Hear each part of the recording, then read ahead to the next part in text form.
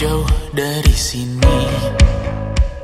Tembok-tembok ini tak berarti, asal kulihat senyummu hari ini, mendengar keluhmu malam nanti. Saat semua tak jelas arahnya, kita hanya punya bersama, lewati jurang terjalnya dunia. Menurut saya, pembelajaran online memiliki dampak baik dan dampak buruk. Dampak baiknya itu adalah ketika pembelajaran berlangsung di WhatsApp, saya bisa mengulas kembali, membaca kembali apa yang sudah dipaparkan oleh dosen.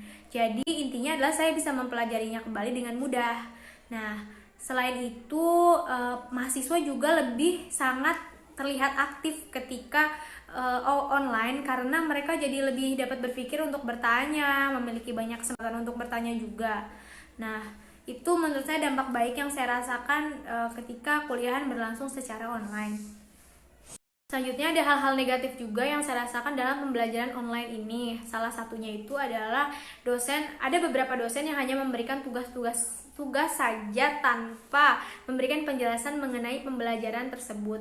Nah, kemudian ada juga beberapa dosen yang menggunakan metode pembelajaran online itu tidak efektif, sehingga ya akibatnya membuat beberapa mahasiswa menjadi malas dan tidak mengerti pembelajaran tersebut. Jadi menurut saya pembelajaran kuliah online itu sangat memiliki dampak baik positif dan negatif bagi diri kita, dan semua itu tergantung dari karakter mahasiswanya masing-masing. Kemudian menurut saya akan lebih efektif apabila dosen lebih mempertimbangkan ketika memberikan tugas. Jadi seimbang antara memberikan tugas juga memberikan penjelasan mengenai mata kuliah yang diampu. Rasanya tuh enak banget karena kita bisa belajar secara otodidak, keterampilan kita dilatih, juga kesabaran kita juga dilatih. Tergantung juga sih efektif atau enggaknya kuliah online ya, tergantung mata kuliah dan tugasnya.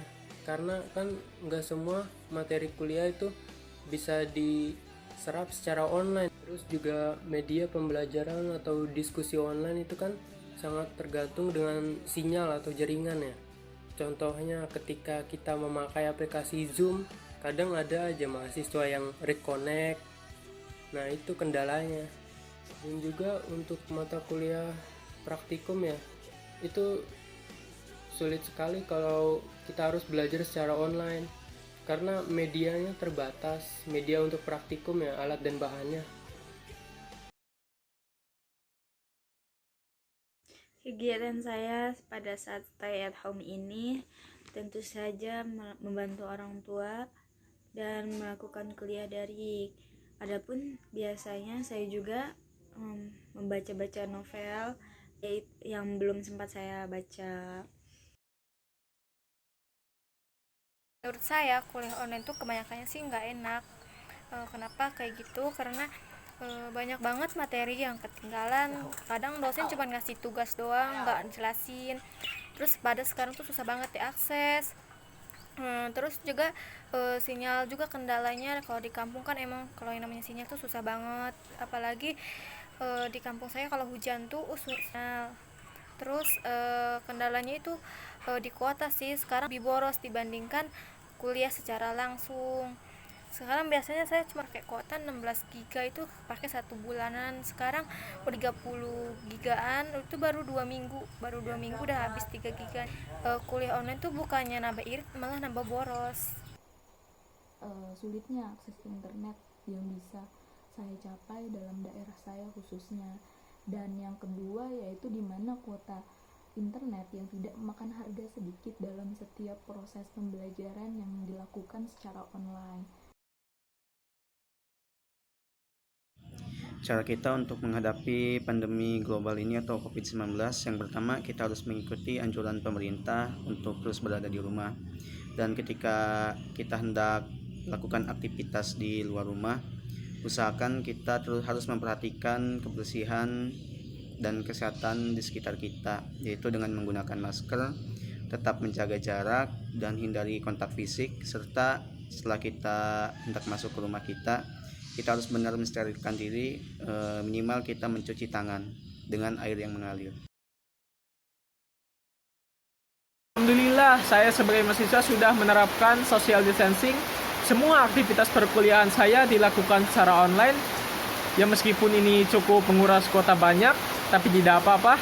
Itu sangat penting. Kenapa? Karena penerapan ini salah satu upaya dari pemerintah untuk mencegah proses penyebaran dari virus corona ini agar kita terhindar dari virus corona ini.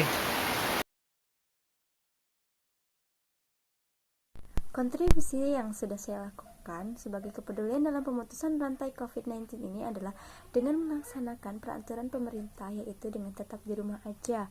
Kegiatan yang saya lakukan selama di rumah yaitu dengan melakukan perkuliahan jarak jauh dan membantu orang tua, dan tentunya banyak sekali manfaatnya. Salah satunya yaitu dapat lebih dekat dengan keluarga. Pesan saya sebagai mahasiswa untuk semua orang, yang pertama seperti tadi, kita harus benar-benar menjaga kesehatan kita dengan pola hidup yang sehat. Kemudian yang terpenting, jangan lupa kita harus berdoa kepada Allah Subhanahu wa Ta'ala. Semoga masalah pandemi ini dapat segera berakhir sehingga kita dapat beraktivitas seperti biasa lagi. Amin ya rabbal alamin.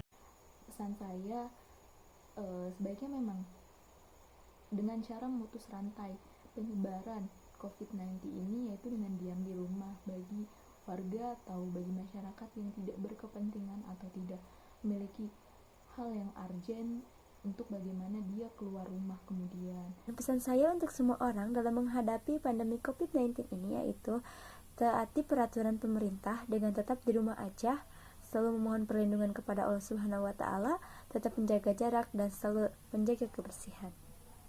Pesan saya buat semua orang, tetap di rumah aja, jangan kemana-mana, kumpul sama keluarga, dan jika ada keperluan mendesak, jangan lupa pakai masker, dan semoga virus corona ini cepat selesai. Stay safe. Damai sepi ini bersama, kita sama-sama